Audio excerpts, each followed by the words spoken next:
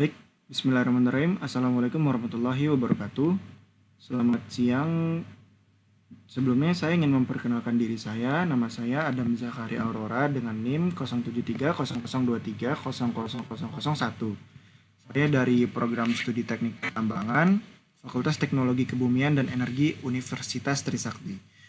Jadi pada kesempatan kali ini saya akan mempresentasikan jawaban dari ujian tengah semester untuk mata kuliah batubara dengan dosen pengampunya Bapak Dr. Edi Jamal Tuheteru.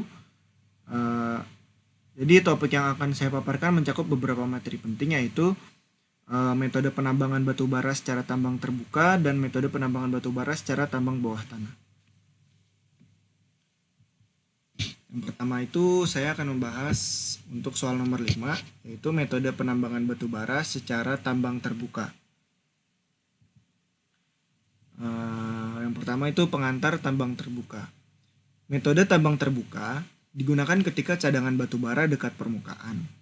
Metode ini umum di Indonesia karena yang pertama itu biaya operasional lebih rendah, risiko keselamatan kerja yang lebih kecil, dan produktivitasnya yang tinggi. Tetapi di tambang terbuka ini memerlukan lahan luas dan menimbulkan dampak lingkungan yang harus dikendalikan. Selanjutnya, prinsip dasar metode tambang terbuka. Jadi untuk prinsip dasar dari metode tambang terbuka ini, yang pertama itu ada lapisan tanah penutup atau overburdennya dikupas terlebih dahulu. Kemudian lapisan batu bara dieksploitasi setelahnya. Lalu pembentukan jenjang atau bench untuk keselamatan dan efisien alat. Selanjutnya itu komponen utama tambang terbuka, yaitu biasanya yang pertama ada pit atau lubang tambang, lalu bench, jenjang kerja, rem atau jalan alat berat, dan waste dam yaitu buangan overburden. Jadi yang tadi itu merupakan komponen utama dari tambang terbuka. Selanjutnya tahapan pertama yaitu pembersihan dan peledakan. Jadi untuk tahapan pertama ini yaitu pembersihan dan peledakan. Pertama itu ada land clearing. Ini yaitu menghapus vegetasi dan menyimpan topsoil untuk reklamasi. Yang kedua ada drilling and blasting. Jadi ini jika overburden keras, dilakukan pengeboran dan peledakan agar mudah dikupas. Kedua tahap ini bertujuan membuka area kerja secara aman dan efisien. Jadi jika lapisan overburdennya keras, itu dilakukan pemberaian secara drilling dan blasting, diledakan supaya terberai. Lalu tahapan kedua, pengupasan, penggalian, dan pengangkutan. Jadi untuk tahapan kedua ini ada beberapa tahapan yang dilanjutkan dari tahapan yang pertama tadi.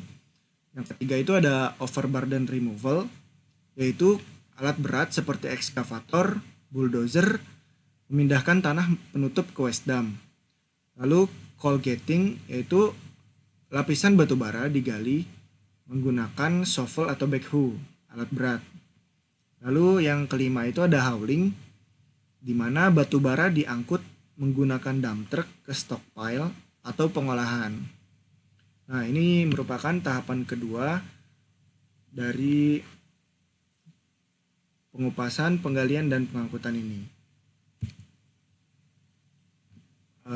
Lalu pada tahap akhir yaitu reklamasi dari tambang terbuka ini. Reklamasi dilakukan setelah area tambang selesai dengan melakukan yang pertama pit ditutup atau dialih fungsi. Yang kedua, kontur tanah diratakan kembali, lalu topsoil dikembalikan ke tempat semula. Lalu yang terakhir, lahan ditanami ulang dengan vegetasi. Tujuannya adalah mengurangi dampak lingkungan dan memulihkan ekosistem. Selanjutnya, studi kasus PT Bukit Asam, Tanjung Enim. Jadi, saya mengambil untuk tambang terbuka ini dari PT Bukit Asam di Tanjung Enim, di mana lokasinya di Sumatera Selatan dengan kedalaman batu bara kurang lebih 50 meter, menggunakan metode tambang terbuka dan pit dibentuk bertahap dengan jenjang kurang lebih 10 meter. Alat berat yang digunakan berupa shovel, dump truck, dan bulldozer. Lalu sistem kerja ini terencana, produktivitasnya tinggi, dan efisien secara biaya dan waktu. Keunggulan, tantangan, dan penutup dari tambang terbuka ini, dari materi tambang terbuka ini, untuk keunggulannya, tambang terbuka itu lebih murah, mudah diawasi, risiko kerjanya lebih rendah, dan produktivitasnya yang tinggi. Tantangan tambang terbuka ini, yang pertama itu dampak lingkungan besar, butuh lahan luas, dan batas kedalaman yang ekonomis. Kesimpulannya, metode ini cocok untuk cadangan dangkal, tapi harus diiringi reklamasi dan pengelolaan lingkungan yang serius. Selanjutnya, untuk soal nomor 6, yaitu metode penambangan batu bara secara tambang bawah tanah. Jadi, saya akan membahas untuk soal nomor 6. Nah, yang pertama ini ada pendahuluan. Jadi, metode tambang bawah tanah digunakan ketika cadangan batu bara terletak terlalu dalam untuk ditambang secara terbuka. Jadi, jika letak batu bara terlalu dalam dari permukaan tanah, dilakukan tambang secara bawah tanah, tidak secara terbuka. Jadi, metode ini dipilih bila overburden terlalu tebal, lokasi berada di bawah pemukiman, kawasan lindung, atau medan sulit. Lalu, metode ini juga dipilih karena dan apabila tambang terbuka tidak ekonomis. Walaupun biaya operasionalnya tinggi dan lebih kompleks, metode ini memungkinkan produksi batu bara tanpa merusak permukaan tanah secara signifikan. Selanjutnya, prinsip dasar tambang bawah tanah.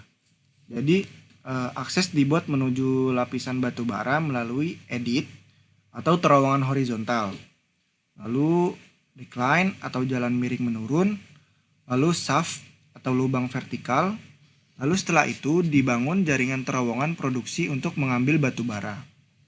Selanjutnya diperlukan sistem pendukung seperti ventilasi, penerangan, transportasi bawah tanah, sistem penyanggaan, dan keselamatan dan pemantauan gas. Perlu digarisbawahi, keselamatan kerja adalah hal utama karena kondisi kerja ini di bawah tanah ini memiliki resiko yang lebih tinggi daripada tambang terbuka. Selanjutnya kita masuk ke metode room and pillar. Jadi pada metode room and pillar ini batu bara digali membentuk ruang atau room, dan sebagiannya dibiarkan sebagai pilar penyangga. Digunakan untuk lapisan batu bara tipis dan datar, dan tidak seluruh batu bara dapat diambil karena sebagian menjadi pilar. Kelebihan dari metode ini yaitu metode room and pillar. Metode ini sederhana, tidak perlu alat yang canggih, stabil dan aman untuk kondisi tertentu. Lalu ada kekurangan juga dari metode room and pillar ini. Yang pertama, ada recovery batu baranya lebih rendah dan banyak batu bara tertinggal sebagai pilar. Selanjutnya, ada metode yang lain yaitu metode long wall. Jadi, pada metode long wall ini, seluruh batu bara pada satu panel digali habis menggunakan alat mekanis atau shearer seperti pada gambar. Lalu penyangga hidrolik dipasang mengikuti shearer untuk menjaga atap. Setelah batu bara diambil, atap dibiarkan runtuh secara terkendali di belakang shearer. Jadi metode long wall mining ini memiliki kelebihan, yaitu produksinya yang tinggi, recovery batu baranya maksimal, dan cocok untuk batu bara dalam dan luas. Lalu ada juga kekurangan dari metode long wall mining ini. Yang pertama, investasinya mahal, perlu peralatan dan sistem otomatis, dan perlu sistem pemantauan dan ventilasi yang canggih. Long wall ini adalah metode modern yang efisien tapi kompleks. Selanjutnya, untuk studi kasusnya saya ambil dari tambang Ombilin di Sawah Lunto, tambang batu bara. Jadi tambang Ombilin ini terletak di Sumatera Barat Dan tambang ini salah satu tambang batu bara tertua di Indonesia. Dan tambang ini menggunakan metode room and pillar. Untuk aksesnya, akses tambang ini melalui edit horizontal. Kondisi geologi yang sempit dan miring cocok untuk metode ini. Tambang ini kini sudah tidak beroperasi, namun diakui sebagai warisan dunia UNESCO oleh UNESCO karena nilai sejarahnya. Perlu diingat, tambang mobil ini menjadi contoh nyata penerapan tambang bawah tanah secara klasik di Indonesia. Selanjutnya, keunggulan, kekurangan, dan penutup. Pertama itu saya akan menyampaikan keunggulan dari tambang bawah tanah ini. Jadi untuk keunggulan dari tambang bawah tanah ini, yang pertama tidak butuh lahan yang luas seperti tambang terbuka. Kita mengetahui bahwasannya tambang terbuka memerlukan lahan yang luas untuk membuat bench yang aman. Lalu cocok untuk kawasan padat penduduk. Lalu permukaan tanah tetap terjaga dan produksi tetap berjalan di area sensitif. Lalu kekurangan dari metode ini yang pertama itu biaya operasionalnya yang tinggi, memiliki risiko gas metan, ledakan, longsor, lebih beresiko daripada tambang terbuka. Lalu perlu ventilasi, monitoring gas, dan alat keselamatan tinggi. Lalu kekurangannya yang lain juga produksinya lebih kecil dari tambang terbuka. Lalu masuk kesimpulannya. Kesimpulannya yaitu tambang bawah tanah adalah solusi untuk eksploitasi batubara yang dalam di area terbatas. Dibutuhkan perencanaan matang, teknologi yang memadai, dan manajemen keselamatan yang ketat agar metode ini efektif, efisien, dan aman. Ini adalah daftar pustakanya.